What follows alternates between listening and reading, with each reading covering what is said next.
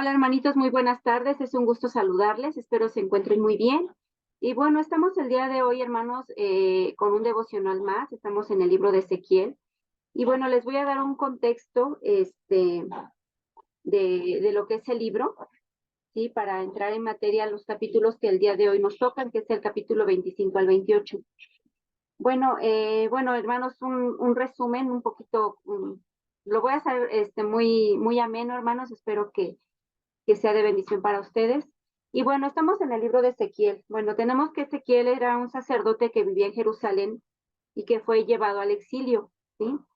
Después de la primera conquista de Jerusalén por Nabucodonosor, fue desterrado a Babilonia, ¿sí? Ezequiel, hermanos, vivía lo que predicaba, hacía lo que Dios le ordenaba, ¿sí? Y bueno, el esquema de este libro va a ser, bueno, está basado en tres puntos principales, que es el llamado de Ezequiel, ¿sí? Como profeta. El número dos son visiones de pecado y juicio.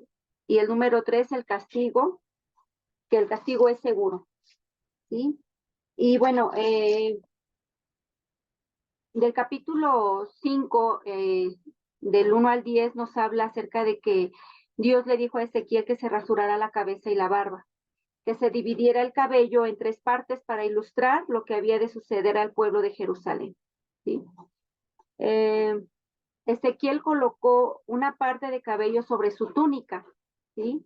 Y esto simbolizaba, hermanos, el pequeño remanente de fieles que Dios perseveraría, pero incluso este remanente también sería juzgado y destruido porque su fe no era genuina. ¿Sí? Del capítulo 7 del versículo 22 al 23 nos advierte que muchos de los que creen ser salvos no lo son. ¿Sí? En este capítulo, hermanos, nos enseña que debemos de asegurar nuestro compromiso, debemos de tener un compromiso seguro con el Señor, ¿sí? Que sea honesto, que sea transparente, genuino, ¿sí? Bueno, tenemos que la perversidad del pueblo era tan grande que ni siquiera alcanzaban a vivir las normas morales y mucho menos iban a vivir, ¿sí? A la altura de las leyes de Dios. ¿Sí?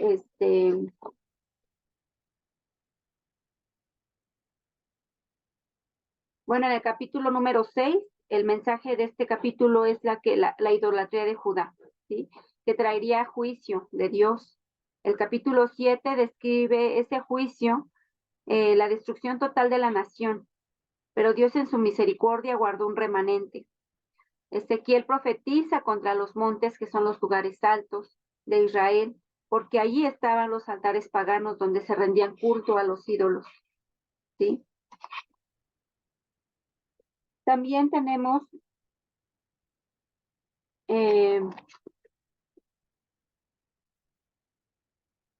les voy a dar, hermanos, eh, cosas o decisiones que tuvo que acatar Ezequiel por mandato del Señor.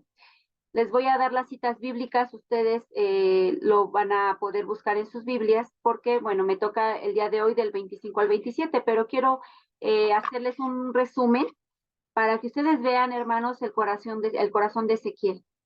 Y bueno, actos de obediencia de Ezequiel fueron los siguientes. En Ezequiel 2, del versículo 1 al 2, dice que se levantó y recibió el mensaje de Dios. ¿Sí? Él escuchó la voz de Dios y él obedeció y siguió lo que el Señor le había indicado. ¿Sí? También en el capítulo 3, del versículo 24 al 27, él se encerró en su casa. El Señor le dio instrucciones a Ezequiel para que se encerrara en su casa. ¿Sí? Todo esto Ezequiel lo acató sin preguntar, sin decir por qué él solamente obedecía.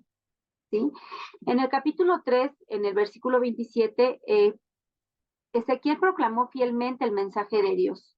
¿Sí? Él obedeció para compartir lo que el Señor le indicaba. En el capítulo 4, versículo 1, Ezequiel dibujó un mapa de Jerusalén en un adobe, que es una tablilla de barro. Y vemos también que en el capítulo 4, versículo 4 y 5, permaneció acostado sobre su lado izquierdo durante 390 días. Algo que pues sí impacta y llamó mucho mi atención porque, bueno, hasta en la forma de acostarse, hermanos, Ezequiel obedeció al Señor. El Señor le dijo, 390 días dormirás sobre tu lado izquierdo. En el capítulo 4 y 6, permaneció acostado sobre su lado derecho 40 días, ¿sí? En el capítulo 4, del versículo 9 al 17, siguió instrucciones específicas para su dieta. ¿Sí? Aquí vemos que, bueno, Ezequiel tuvo una alimentación que el Señor le había indicado. Les voy a leer esa parte, hermanitos.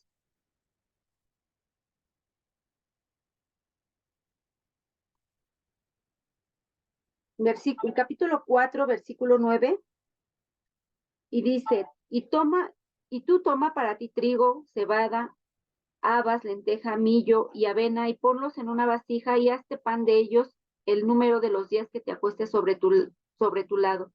390 días comerás en él. La comida que comerás será de peso de 20 ciclos al día. De tiempo en tiempo la comerás y beberás el agua por medida, la sexta parte de un hin. De tiempo en tiempo la beberás y comerás pan de cebada cocido debajo de la ceniza y lo cocerás a la vista de ellos al fuego de excremento humano. Y dijo Jehová, así comerán los hijos de Israel su pan inmundo contra las naciones a donde yo los arrojaré yo. Si se dan cuenta, hermanos, bueno, Ezequiel en esas condiciones comió por mandato del Señor. Le dio específicamente qué cantidad de comida debía comer una vez al día solamente, ¿sí? En el capítulo 5 del versículo 1 al 4, nos dice que se afeitó la barba y la cabeza. En el capítulo 12, del 3 al 7, abandonó su casa para ilustrar el destino. ¿Sí? Esto lo pueden checar en sus Biblias, hermanos. Yo estoy dándoles un poco de resumen. En el capítulo 13, versículo 1, habló en contra de la idolatría, de los falsos profetas. En el capítulo 19, 1, entonó un canto fúnebre acerca de los líderes. Del capítulo 21, versículo 2, profetizó en contra de Israel y sus santuarios. En el capítulo 21, versículo 19 al 23, trazó sus caminos para el rey de Babilonia. Y en el capítulo 24, del 16 al 17, ese también lo quisiera leer, hermanos, porque, bueno, es algo que a mí me impactó, ¿sí? El capítulo 24, del 16 al 17, nos dice lo siguiente. Hijo de hombre, he aquí que yo te quito de golpe el deleite de tus ojos. No endeches ni llores, ni corran tus lágrimas. Reprime el suspirar, no hagas luto de mortuorios. Ata tu turbante sobre ti y pon tus zapatos en tus pies. Y no te cubras con rebozo ni comas pan de enlutados. Hablé al pueblo por la mañana y a la tarde murió mi mujer y a la mañana hice como me fue mandado. Aquí el Señor le dijo a Ezequiel que no guardara luto por la muerte de su esposa. Es algo que pues humanamente sería algo imposible para nosotros como seres humanos, el poder reprimir estas emociones, estos sentimientos, pero aquí vemos que Ezequiel obedeció fielmente a lo que el Señor le mandaba, al grado de, bueno, guardar una alimentación indicada por el Señor, al grado de dormir ciertos días del lado izquierdo, ciertos días del lado derecho.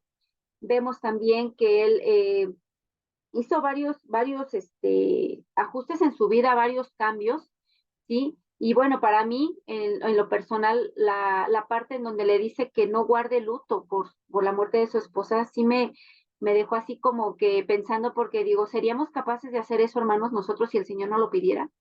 ¿Sí? Es algo que llamó mucho mi atención y sí me puse a reflexionar, ¿no? Porque el Señor nos da indicaciones y hay veces que ni lo más sencillo queremos acatar, ¿sí? Hay veces que se nos hace tan insignificante a veces las cosas que el Señor nos pide que hagamos y no las hacemos, hermanos, ¿sí? Y vemos que aquí Ezequiel obedecía fielmente a la palabra de Dios, a los mandatos del Señor, sin preguntar, sin decir por qué yo, sin quejarse, ¿sí? Y hay veces que lo más sencillo, hermanos, nosotros no lo queremos ni hacer. Entonces yo creo que el profeta Ezequiel nos da una enseñanza clara de obediencia, hermanos, ¿sí? De hacer las cosas que el Señor eh, nos, nos dice que hagamos, ¿sí? Y bueno, esto fue un poquito un resumen de lo que estuvimos analizando el día de ayer en el devocional, perdón, en el estudio en en la oración de ayer en la iglesia. Y bueno, vamos a entrar un poquito ya a los temas que nos tocan hoy, que el día es del capítulo 25 al 27.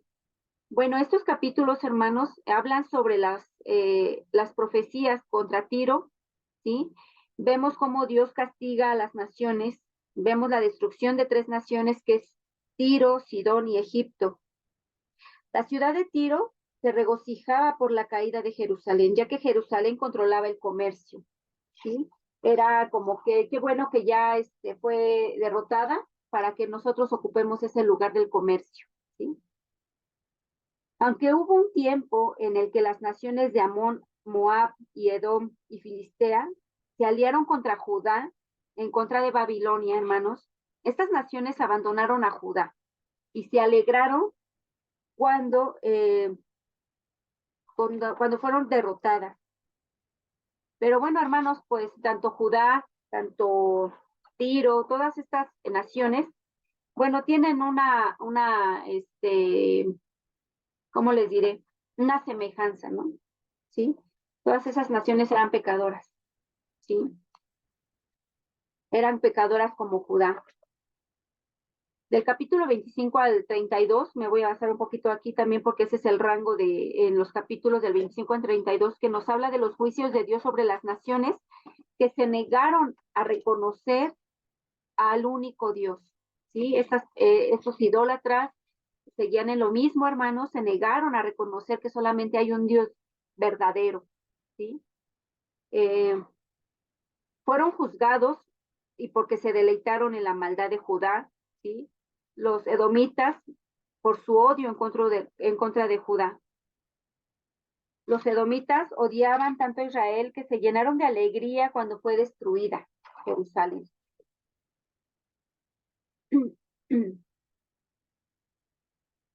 Y bueno, Tiro se regocijó cuando cayó Jerusalén, ya que ambas ciudades competían por el comercio.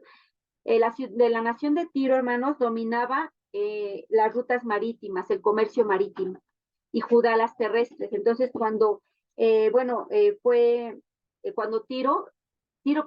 se regocijó, se alegró, ¿sí? Cuando cayó Jerusalén, porque dijo, pues ya voy a tener el control de todo el comercio, entonces va a haber más ganancias y todo eso. Entonces, por este motivo se alegró por la caída de esta ciudad, de esta nación. Vemos también, hermanos, que hay veces que la perseverancia, ¿sí? La presunción de lograr y de tener más que los demás, eso es un peligro, hermanos, para cada uno de nosotros, porque en este caso vemos que las ciudades competían por el comercio, por quién tenía más ganancia, quién iba a tener el control de todo este comercio. Y hay veces, hermanos, que a nosotros también nos puede ganar esa presunción, esa ambición de tener más y más y más, y llegamos, hermanos, a desafortunadamente alegrarnos del dolor ajeno, pues sí, del sufrimiento ajeno con tal de tener más ganancia, hermanos. Y yo creo que para todos nosotros es un gran peligro esta situación, hermanos, porque cuando llega eso al corazón no nos importa, hermanos, pasar encima de quien sea para tener lo que queremos, ¿sí? Para obtener eso que tanto anhelamos, hermanos. Y eso no es lo correcto delante de Dios. Dios no nos prohíbe que disfrutemos lo que tenemos, claro que sí. ¿Por qué? Porque el mismo Señor, el mismo Dios no lo ha dado. Pero ¿qué pasa cuando este gozo se convierte en un daño para los demás, hermanos? ¿Qué pasa cuando ese gozo, esas ganancias que tal vez tengamos, implica hacer sufrir a los demás, alegrarnos por el mal ajeno? Yo creo que eso no es lo correcto, hermanos. Yo creo que Dios nos da todo para alegrarnos, para regocijarnos en lo que Él nos da, pero también nos lo da para compartir y ser de bendición a los demás. Aquí vemos estas ciudades, hermanos, que era una competencia, ¿sí?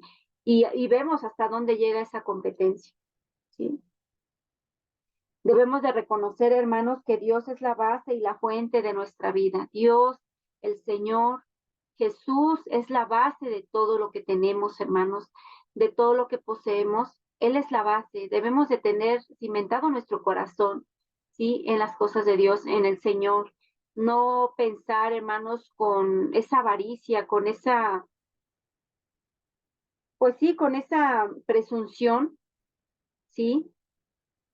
¿Por qué? Porque podemos estar en peligro, hermanos. Eso, desafortunadamente, eh, esto nos lleva a alejarnos de Dios. ¿Por qué? Porque ahora vemos más importante posesiones, sí, cosas materiales que al mismo Dios. Entonces, hermanos, yo creo que este, este tema nos habla mucho al corazón porque el Señor nos muestra eso, que no debemos de perder nuestro cimiento, ese cimiento que es Cristo Jesús, hermanos. Y bueno, les quise resumir un poquito acerca del libro de Ezequiel. ¿Quién fue Ezequiel? Sí, Ezequiel profetizó, sí, la destrucción, habló juicio de Dios, sí, contra las naciones. También hablábamos el día de ayer, hermanos, que el Señor advierte, hace advertencias en su palabra, qué es lo que puede pasar si nosotros no nos acatamos a la voluntad de Dios. ¿Sí? Y por qué, hermanos, a veces pensamos, yo llegué a pensar, ¿por qué el Señor a veces no pone un fin, no pone un límite a las personas que pues son malas, ¿no? Que tienen pues a lo mejor ganancias deshonestas, que matan, cosas así, cosas fuertes, ¿no? Y ayer en el estudio que tuvimos en el templo, veíamos eso, ¿no? Que no es porque el Señor no pueda hacerlo. ¿Sabes por qué, hermano? Porque el Señor tiene misericordia y Él quiere esperar el momento en que tú o que yo o las personas que no conocen del Señor vengan a sus pies a pedir perdón. Es por pura misericordia, hermanos, que el Señor no ha actuado como nosotros merecemos a veces, ¿sí? Como la gente que hace maldad, que no conoce al Señor, el Señor les está dando una oportunidad, ¿sí? ¿Y cómo va a darles esa oportunidad a esas personas que no conocen? A través de ti y a través de mí, hermanos. Si nosotros no compartimos el Evangelio, esas personas, ¿cómo van a conocer del Señor? Entonces, nuestra responsabilidad, hermanos, es compartir el Evangelio. ¿Para qué? Para que el Señor, para que estas personas vengan a los pies del Señor y el Señor los perdone su mal actuar y que tengan vida eterna, hermanos. Por eso el Señor es tan paciente, aún con nosotros es tan paciente, hermanos, que a veces nos fallamos y ¿qué es lo que hacemos? No, pensamos que no es grave, pensamos que no va a pasar nada, pero, y el Señor no actúa y para corregirnos duramente, ¿por qué? Porque Él está esperando que tú vuelvas a sus pies y tú pidas perdón y te arrepientas de lo que has hecho y lo que yo he hecho. Entonces, este libro, hermanos, yo no había tenido la oportunidad pues, de estudiarlo un poco o un mucho, no sé, pero me falta mucho, hermanos. Es un libro muy hermoso, es un libro de muchas advertencias que la verdad es tan profundo que no podría yo decir, ya voy a terminar de estudiarlo. No, hermanos, es un libro hermoso en donde el Señor hace mucha advertencia. Es un libro como de prevención. Acuérdate, puedo yo hacer esto y no lo he hecho porque yo tengo misericordia de ti y quiero que tú vuelvas a tus caminos. Quiero que vuelvas al camino. Entonces, hermanos, yo les invito, hermanos, a que analicemos este libro, leamos, ¿sí? Y que el Señor redarguya nuestro corazón, hermanos. Es un libro que es a veces como que muy firme, muy tajante, y hay veces que también eso lo necesitamos, hermanos. Debemos de leer también cuando el Señor pone límites y nos pone advertencias, ¿sí? Y hay veces que pensamos que el Señor duda, ¿no? El Señor no duda, hermanos. El Señor lo que hace lo va a cumplir.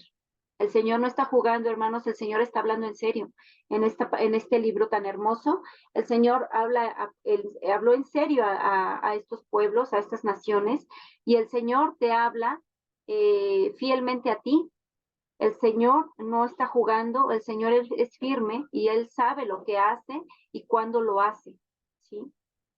Entonces, hermanos, tengamos esto en nuestro corazón, en nuestro pensamiento. Y bueno, espero que les haya gustado, espero que lo sigan leyendo, espero que se tomen el tiempo, hermanos, de analizar todo esto. Ayer fue un tiempo muy hermoso en la iglesia, estuvimos haciendo varios comentarios acerca de todo esto, hermanos. Espero que pues tú lo puedas meditar en tu casita antes de dormir, antes de descansar. Medítalo, hermano, y que Dios guarde nuestro corazón, Dios guarde a su iglesia y así, y que podamos tener ese sentir en nuestro corazón de buscar más y más del Señor, hermanos. Que Dios les bendiga, les mando un fuerte abrazo y estoy para servirles. Hasta luego.